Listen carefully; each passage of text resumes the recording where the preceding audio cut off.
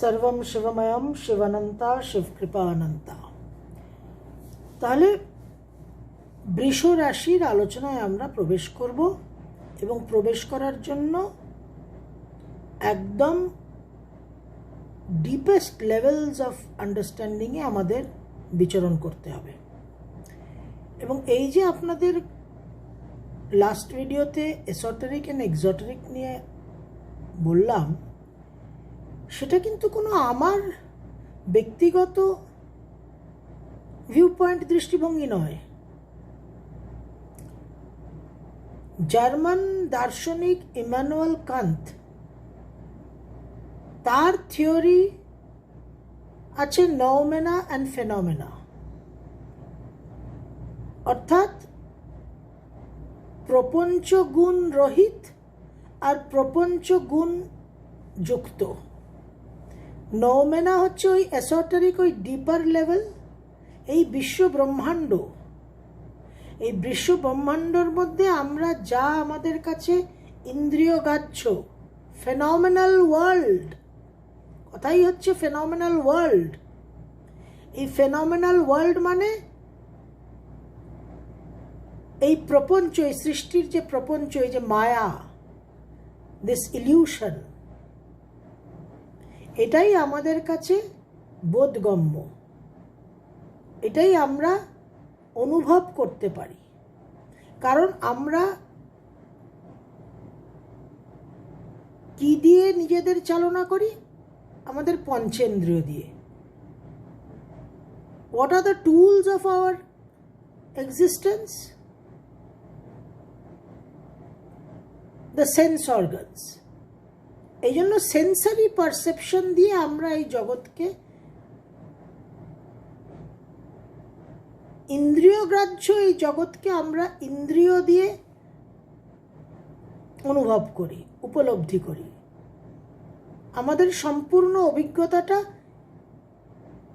ইন্দ্রিয়র মাধ্যমে হয়।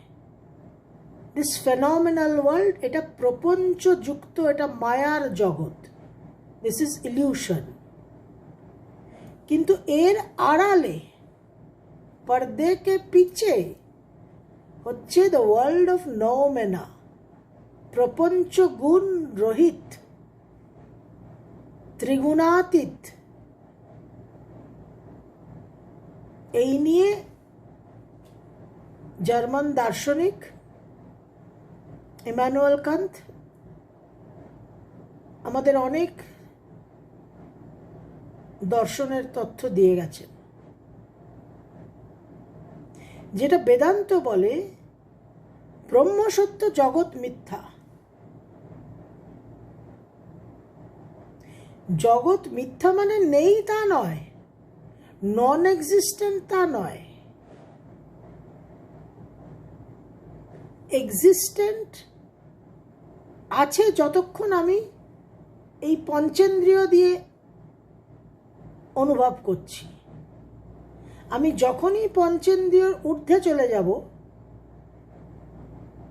তখন আমি এই প্রপঞ্চকে ভেদ করে প্রপঞ্চ গুণ রহিত যে নওমেনা, যে জগৎ, সেটাকে আমি উপলব্ধি করতে পারবো।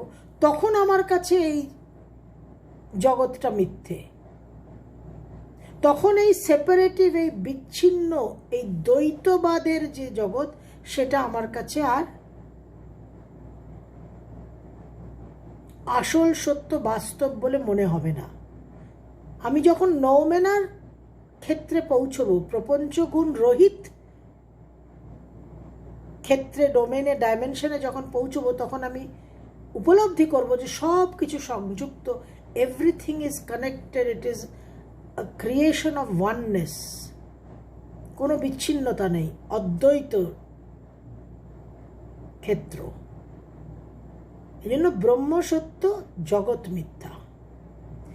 একই কথা বিজ্ঞানের ক্ষেত্র থেকেও আমরা পাচ্ছি। আমেরিকার 20th সেঞ্চুরির একজন খুব বিখ্যাত বৈজ্ঞানিক David Bohm, American theoretical physicist, তিনিও তার পরিভাষায় একই কথা বলে গেছেন, the implicate order and the explicate order. Implicate অর্থাৎ যেটা গুপ্ত, যেটা অপ্রকাশিত, আর এক্সপ্লিকেট হচ্ছে that which is expressed, manifest, প্রকাশিত। ফেনোমেনাল অ্যান্ড নোমেনাল একই জিনিস।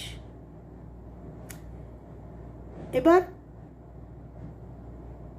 এই দুটো জগতের যে পার্থক্য সেটা হচ্ছে যে এই ভিতরের যে জগৎটা, আভ্যন্তরীণ যে জগৎটা, সেটাই তো নিরাপত্তার জায়গা। যখনই ঝড় জল বৃষ্টি তুফান হয় তখন আমরা কি চাই? তখন আমরা যে যেখানে বাইরে থাকি আমরা তো ঘরে ঢুকতে চাই, ঘরে ফিরতে চাই। এখন যে কোয়ারেন্টাইন, লকডাউন, নিরাপত্তার জন্য কি করা হয়েছে? সবাইকে তার যার যার ঘরে রাখা হয়েছে।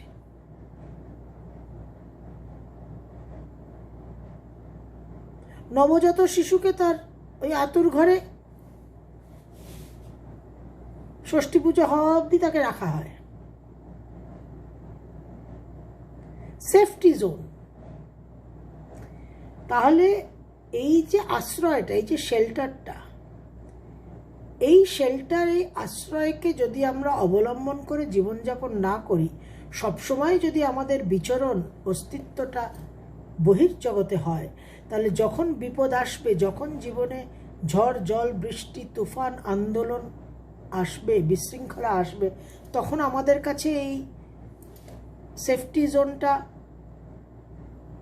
ইনঅ্যাক্সেসিবল থাকবে। আমরা তখন সেখানে প্রবেশ করতে পারবো না, কারণ সেটার সন্ধানই আমাদের কাছে নেই। এই জগতের কপাট আমাদের জন্য বন্ধ। এবং এই যোনির যে প্রেরোগেটিভ, যে ক্ষমতা, যে অধিকার, সেটাই তো এই অন্দরমহলে প্রবেশের অধিকার, এই শেল্টার, এই আশ্রয়ের অধিকার। তাহলে এসোটেরিক, নোমেনাল অ্যান্ড ইমপ্লিকেট, এই আঙ্গিকে আমরা শুরু করব। কারণ অ্যাস্ট্রোলজির ক্ষেত্রে আমরা যে কারকতাগুলো সম্বন্ধে অবগত, সেই কারকতা কিন্তু অ্যাস্ট্রোলজির পার্সপেক্টিভে, অ্যাস্ট্রোলজির প্রেক্ষিতে কিন্তু সেটা গুহ্য নয়। We must understand this. Occult যে হিডেন, অকাল্ট যে গুপ্ত, সেটা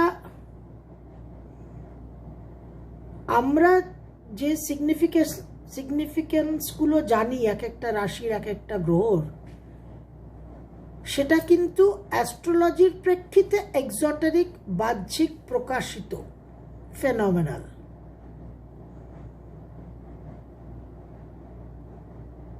অ্যাস্ট্রোলজির ক্ষেত্রে আমাদের যে জেনারেলি যেটা ডিসকাসড হয়, যেটা আলোচিত হয়, সেটা কিন্তু হিডেন নয়, সেটা গুপ্ত নয়, সেটা এসোটেরিক নয়। যে প্রথম ভাব হচ্ছে লগ্ন ভাব, শরীর, ব্রেন, মাথা। দ্বিতীয় ভাব হচ্ছে মুখ। তৃতীয় ভাব হচ্ছে কাঁধ, গলা, নেক। চতুর্থ ভাব, আমি জাস্ট শরীরের অঙ্গ প্রত্যঙ্গ দিয়ে বলছি।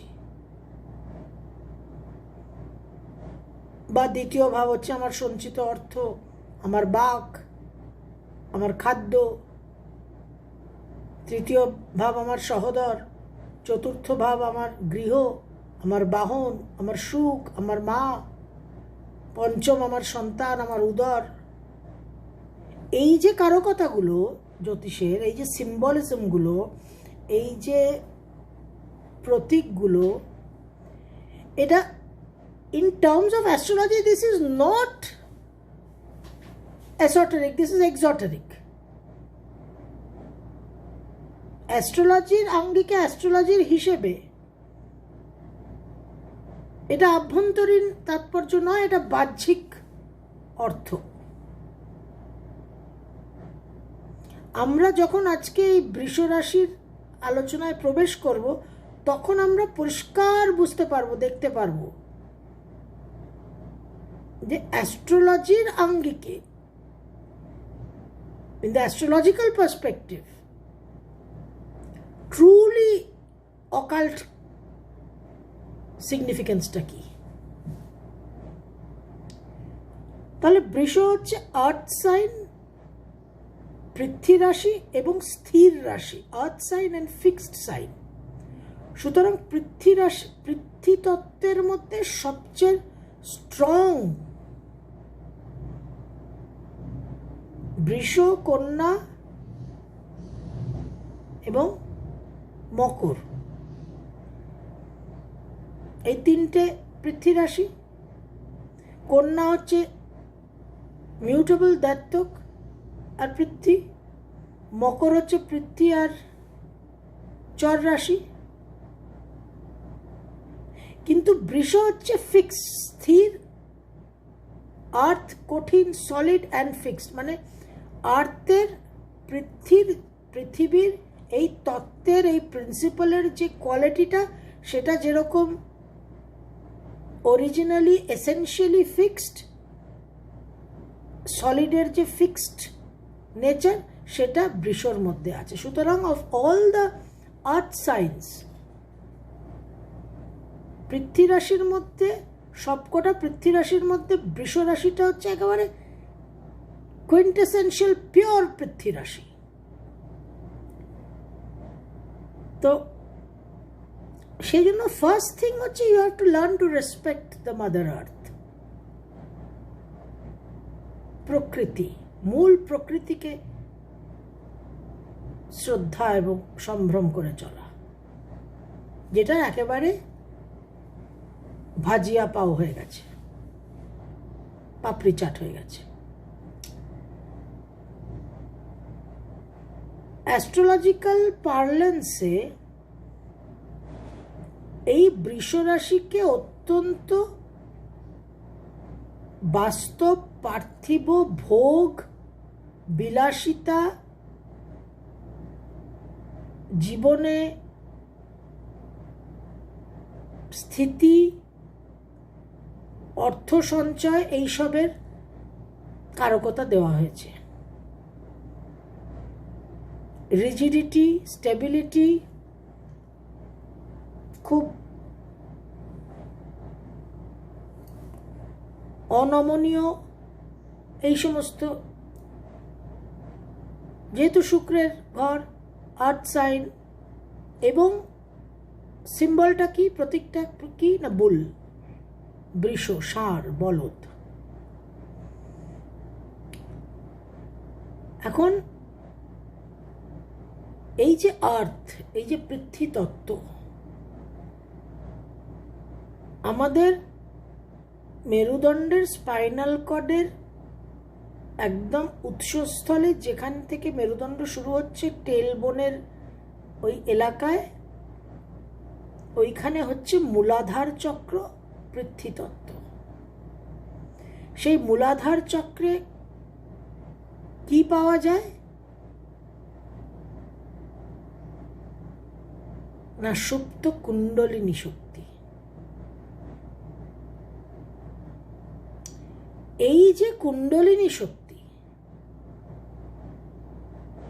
যে আদ্যা শক্তি, দেবী শক্তি কুণ্ডলিনী হয়ে মূলাধারে অবস্থান করে আছেন, এই হচ্ছে আমাদের আসল আধার, এই হচ্ছে আমাদের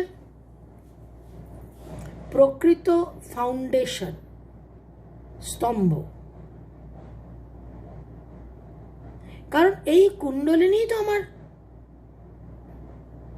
অহংকার। বিশ্ব ব্রহ্মাণ্ডের যে জীবনী শক্তি, দ্য লাইফ এনার্জি,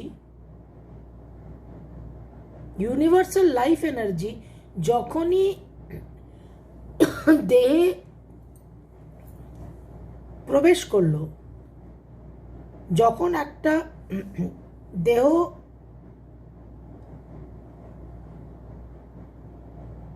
ধারণ করলো মানুষ, তখন তার মধ্যে যে প্রাণ সঞ্চারটা হলো, ওই ইউনিভার্সাল লাইফ এনার্জিটাই কুণ্ডলিনী শক্তি হয়ে অহংকার রূপে মূলাধারে গিয়ে সুপ্ত হলো। এবং যতক্ষণ না কুণ্ডলিনী জাগ্রত হচ্ছে গুরুকৃপায়, মেডিটেশনের মাধ্যমে, সাধনা, কঠিন তপস্যার মাধ্যমে, ততক্ষণ সে অহংকারের ভূমিকায় থাকছে। এবং এই অহংকার আর ইগোই তো আমার বাহ্যিক যে জীবনযাত্রা, এক্সটার্নাল যে লাইফ, যে আমি আমার জীবনকে গঠন করছি, I am creating my life, আমার সমস্ত আহরণ, অল মাই অ্যাকুইজিশনস, আমি যা কিছু অর্জন করছি, আমি যা কিছুকে অনুসরণ করছি, আমি যা কিছুর পিছনে ধাবিত, সব কিছুই তো আমার অহংকারের জন্য, আমার ইগোর জন্য।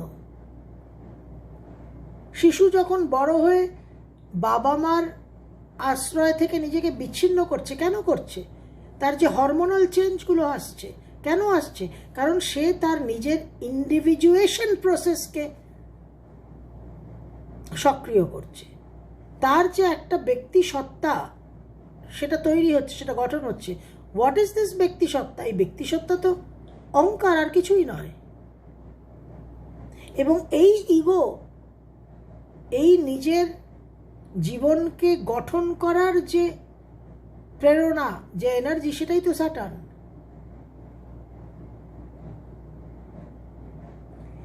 তাহলে আমার পৃথ্বী তত্ত্বের যেটা মূল আধার, আমরা বলি পায়ের তলায় মাটি শক্ত করা। জীবনে বড় রকমের ধাক্কা এলে আমরা বলি পায়ের তলায় মাটি নড়ে গেল। এই পৃথ্বীতত্ত্বটা বাহ্যিক, কিন্তু প্রকৃত পৃথ্বীতত্ত্ব যেটা, আমার যেটা প্রকৃত আধার, যার উপর আমার অস্তিত্ব দাঁড়িয়ে আছে, সেটা হচ্ছে আমার কুণ্ডলিনী, মূলাধার চক্র। মূল আধার, নামই তাই।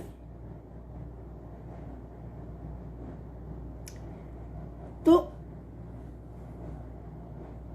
আমরা আর্থ সাইন পৃথ্বী রাশিকে বলি খুব প্র্যাকটিক্যাল, প্র্যাগম্যাটিক, বাস্তব, র্যাশনাল, একেবারেই কল্পনাপ্রবণ নয়, খুব হিসেবি। প্রকৃত প্র্যাকটিক্যাল বাস্তবটা আমাদের জীবনে কি? What is our true reality? আসল বাস্তবটা আমাদের জীবনে কি? আসল বাস্তবটা আমাদের জীবনে এটাই যে আমরা অমৃতস্য পুত্র, অনন্ত শাশ্বত অশেষ অক্ষয় সৃষ্টির অন্তঃস্তর থেকে আমাদের আগমন, সেখানেই আমাদের ফিরে যাওয়া।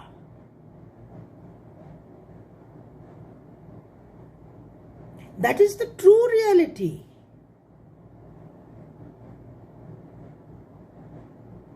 এবার দেহ ধারণ করে যখন আমরা ফিজিক্যাল ফর্মে এসেছি, ফিজিক্যাল ফর্ম মানেই তো বাহ্যিক হয়ে গেল।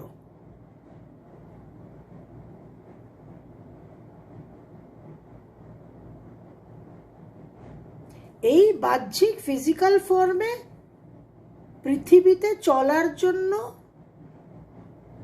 যে কমন সেন্স, যে বুদ্ধিমত্তা, যে বিচক্ষণতা, যে বিবেচনা প্রয়োগ করতে হয়, সেইগুলো থাকলে, সঠিক মাত্রায় থাকলে এবং সঠিক সময় ব্যবহৃত হলে, আমরা বলি মানুষটা খুব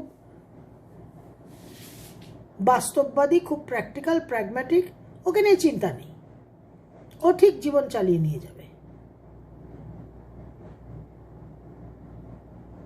এটা এক্সোটেরিক। কিন্তু আমার যে বিচক্ষণতা, আমার যে বিবেচনা, বুদ্ধি, বিচার ক্ষমতা, এই সব কিছু দাঁড়িয়ে আছে কিন্তু আমার এসোটেরিক আভ্যন্তরীণ আধারের উপর।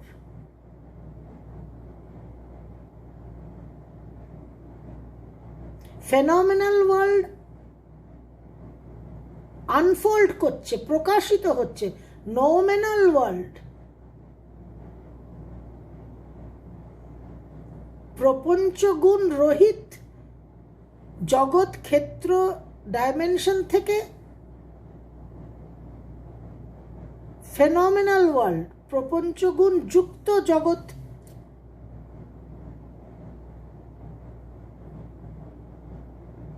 এর উৎপত্তি। তাহলে বেসটা কি হলো?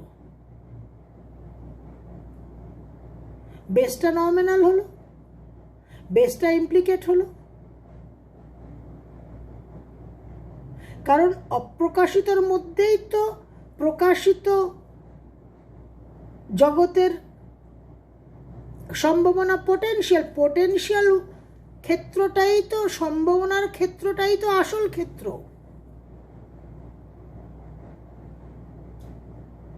কবির মনের মধ্যে যে ভাবটা, সেই ভাবটা যখন প্রকাশ পেল তখন তো আমরা কবিতা পাচ্ছি। তাহলে মূল আধারটা কোথায়? পরীক্ষায় প্রশ্ন আসে না, কবির মনের ভাব আলোচনা করো। ওটাই তো আসল আলোচনার বিষয়, আলোচ্য বিষয়। তাহলে আমরা যে প্র্যাকটিক্যাল, প্র্যাগম্যাটিক, যুক্তিসম্পন্ন, বাস্তববাদী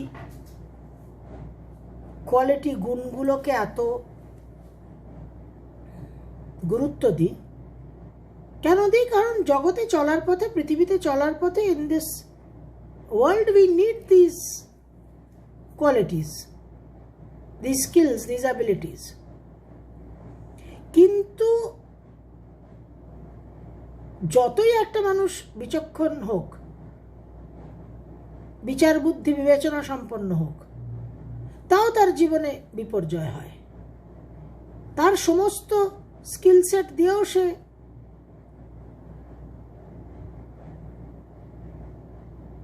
ঝড় জল বৃষ্টিকে অতিক্রম করতে পারে না। কেন পারে না? কারণ তার মূল আধারটার সঙ্গে তার কোনো কানেকশনই নেই, কোনো সংযোগই নেই। আসল বাস্তবটা কি? আসল বাস্তবটা তো সেই সৃষ্টিকর্তা, যে ইন্টেলিজেন্স, বুদ্ধিকে জন্ম দিয়েছে, সৃষ্টি করেছে, যে বিবেচনা, বুদ্ধি, বিচার, যুক্তিকে সৃষ্টি করেছে,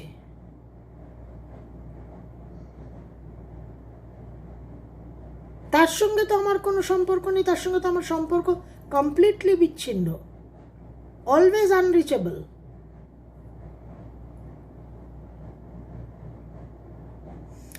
এই জন্য সিদ্ধগুরুরা সবসময় বলেন যে তুমি তোমার জীবন গঠন করা, জীবন রচনা করা চেষ্টাটা যেভাবে করে চলেছো সেটা বন্ধ করো। Stop weaving your life. তারপর দেখো যে তোমার জীবনের নকশাটা কিরকম পরিবর্তন হয়ে যায়। Then you will see how the entire pattern of your life changes. सर्वधर्म परित्यज्य ममेकम शरणम व्रज।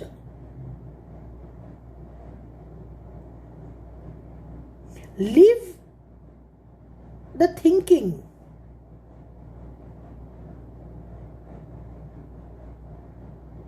এই যে থিঙ্কিং এর যে ফ্যাকাল্টিটা, এই যে চিন্তা করা, এই যে অ্যাংজাইটি, এই যে উদ্বেগ, এই যে উৎকণ্ঠা, এই যে অ্যাংজাইটি, এই স্ট্রেস, এই ওয়ারিজ, সবই তো থিঙ্কিং প্রসেসটারই এক একটা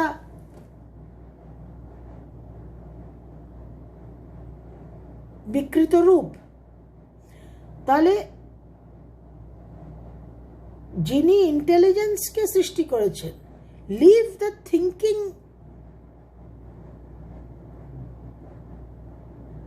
process to the creator of intelligence. কারণ যখন সেই মাত্রার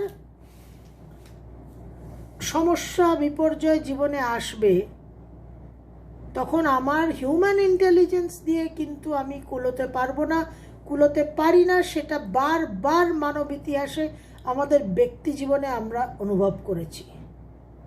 অনলি কসমিক ইন্টেলিজেন্স আমাদের উদ্ধার করতে পারে, এবং কসমিক ইন্টেলিজেন্সের সঙ্গে যখন হিউম্যান ইন্টেলিজেন্স মিলিত হয়, মার্জ করে, তখনই কিন্তু বিজ্ঞানের জগতে আবিষ্কার হয়েছে, ডিসকভারি হয়েছে। সর্বম শিবময়ম শিবানন্তা শিবকৃপানন্তা।